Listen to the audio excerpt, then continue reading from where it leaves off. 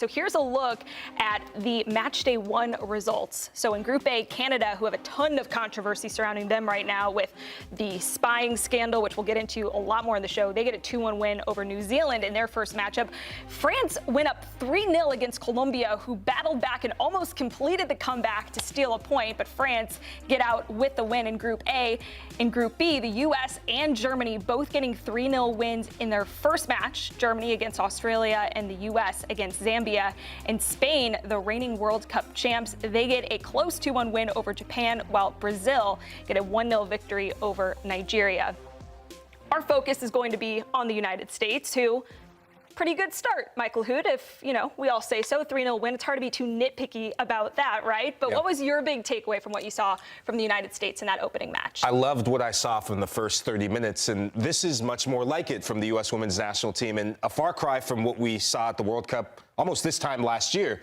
And there's a couple players who weren't a part of it. Mallory Swanson, who we're going to get into a bit later, her impact on the team. But I love the tone that was set. And for all the front three, they're cooking right now, getting goals, getting assists. The tempo that was set by their captain, Sandra Herrera, loved the assist she made, her playing higher up the field, but also her commitment on both sides of the ball. I thought that really set the standard for the side to really tick on. The quality of goals, that team ethos, but the word that I love, the sense of respect and humility that this team has, a different sort of vibe around this U.S. women's team right now. Yeah. Defensively, during the World Cup, fine. Nothing to write home about, but fine. Not a worry so much. The front, the attacking, the forwards. I mean, there was just no connection, no cohesiveness, no chemistry. Wipe that all away. The front five, from Sandra Herrera to Rose Lavelle to Mallory Swanson, Trinity Rodman, who am I forgetting? Oh, Sophia Smith. I mean, there was connecting. They were vibing. One player would go forward, start to drive at a defender. Other players would get other positions. This is exactly what we wanted to see out of a team that we knew had this firepower. Yeah. Are you as confident, Nige? I am confident. My only slight concern, bringing a little bit of balance to the conversation, is they did start well, but there is a bit of worry still about being clinical and putting these chances away. It took a while for them to take the lead, where I thought that this could have been a game easily that could have finished 5 or 6-0. And then the worry is, as well, as Zambia went down to 10 men, and it still only finished 3-0. So, and then we did have that concern and that conversation as well in the friendlies that they had against Costa Rica, I believe, that basically they were creating a lot of chances, but they weren't being clinical enough. And then as it gets into tournament football now, will that be a concern? I think against more tougher opposition, more difficult opposition that they're going to face, is it going to be a worry about the lack of being clinical in front of goal? But they did create some chances. So I think that's the one balance that you would worry and have a cause of concern for. Against Costa Rica in that last friendly before Olympics, U.S. had 26 shots and 12 of those on target and no goals to show for any of that. Yesterday against Zambia, 27 shots, 8 of those on target, 3 goals, but there could have and perhaps should have been a lot more in that game.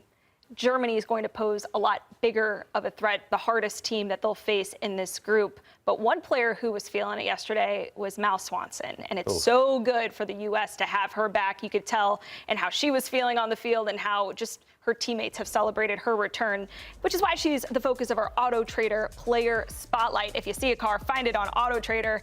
And if you need a goal, call on Mallory Swanson, because this girl got 2 goals in a span of 66 seconds, I believe. Crazy. Absolutely insane. Mallory Swanson, ahead of the World Cup last year, was in the form of her career. She was scoring goals at will for the United States before going down with a devastating knee injury that then kept her out of the World Cup, and really has shown that her comeback, both in NWSL play with Chicago and with the United States, has been completed. She is picked right back up in that form that we saw her in. How important, Alexis, is Mallory Swanson in unlocking some of that lack of goal scoring that we saw in the World Cup, and is still trickled in some of these friendlies in the lead up to the Olympics? Emma Hayes has, just a luxury of options in front of her, especially for attacking talent that comes out of the U.S. women's national team. She has so many options, but there's just something so electric about the way Mallory Swanson plays. Someone who we knew had this level, someone we knew had this, but the injuries have kept her out of international competition. To see her first opportunity we've seen her back at a major competition and to just ball out. And honestly, just her being that good puts defenders on such pressure. You have to stay so close to her. It creates so much more space for the likes of Trinity Rodman and Sophia Smith. Each of those individuals on their own, being a 9, if you had to, are amazing talents. They could all do the job. To have all 3 of them out there and all 3 of them playing at this level, absolutely amazing. I mean, it's beautiful to watch. I do want to agree with what Nigel said. Remember, for the Copa America, we said the men didn't score enough against Bolivia. Oh, you left some on the table. If you would have scored more, it would have helped your goal differential. Not sure that really made much of a difference moving forward, but I'm thinking exactly the same thing about this. Yeah, it could have. And I would think the same exact thing about this match. Especially since Germany got that 3-0 victory as well against Australia. Against 11-11. I'll put some for me as well. I just want to add to that. I think for me, I'll give credit to US soccer. Emma Hayes and this women's national team is a match made in heaven right now, because for me, what Emma Hayes is bringing, I think she is the perfect fit for the talent that US have, and getting them to understand and develop the game to another level. And all the representatives of the women's national team have bought into Emma Hayes, and they've said nothing but positive things about her, about what she's bringing, how they're developing and how they're learning about the game, even at the different ages that they are. That is a perfect match made in heaven. And I give credit to the US Soccer Federation for putting her there. And I think it's only going to get better and it's only going to get stronger. I think the biggest impact I've seen, just in terms of when you look at this squad, 7 starters are 26 years and younger. So last World Cup, we were talking about an aging group that had played in their 3rd World Cup, going for a 3-peat. Well, she comes in and smashes it all up and says, we need to get younger.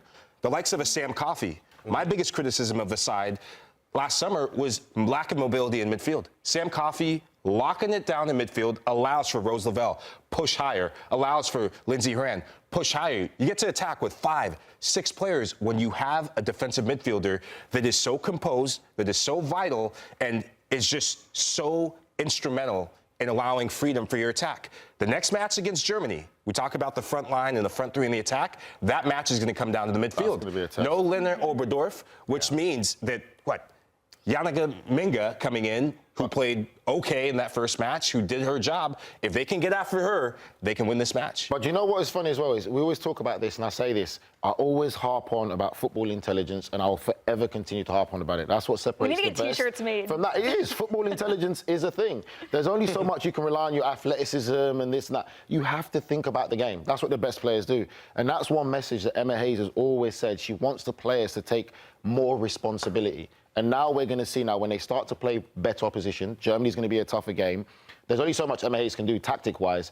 She wants those players to embrace it, to use their own football intelligence and take responsibility while on the pitch. I think that's the next stage you want to see from this US women's national side, taking that responsibility. I will add this, Nides, before we go to break, that if you're playing Germany, Emma Hayes will have this team dialed in to set pieces. 2 of the 3 German goals coming from set pieces. So U.S. women's national team, please be dialed in. Got to give one more shout out. We gave a lot of love to the attack. Naomi Girma had over a 96% pass completion, which is most by any women's player in an Olympic game since at least 2012. And she had the task of defending against Barbra Banda, one of the most informed strikers in the world right now. Ballin'. So got to give some love to Naomi Girma as well, who is a Tierna Davidson as well. It was a great She only got performance. beat once that I saw. Yeah.